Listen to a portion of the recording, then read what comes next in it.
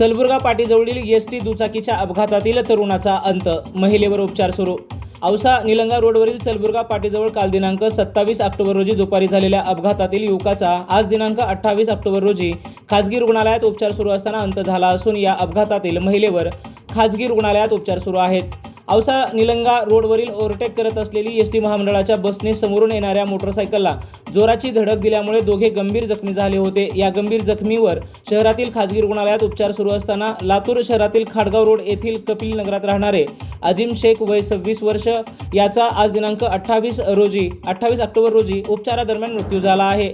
तर पत्नी महक शेख वय 24 वर्ष हिच्यावर खासगी रुग्णालयात उपचार सुरू आहेत। हे दोघेही लातूरहून आपल्या मोटरसायकल क्रमांक MH24 AU 5214 वरून लांबजना येथे एका रुग्णालयात गेले होते। तेथून ते लातूरकडे परत येत असताना चलबुर्गा पाटीजवळ एसटी महामंडळाच्या बसने जोराची धडक दिल्यामुळे हा अपघात घडला होता। या दोघांचीही आर्थिक परिस्थिती नाजूक असल्यामुळे महक शेखच्या पुढील उपचारासाठी मित्र परिवारातून मदतीचे आवाहन करण्यात आले आहे। तर महक व अजिम शेख यांना 2 मुली व 1 मुलगा असा परिवार त्यांच्या पश्चात आहे।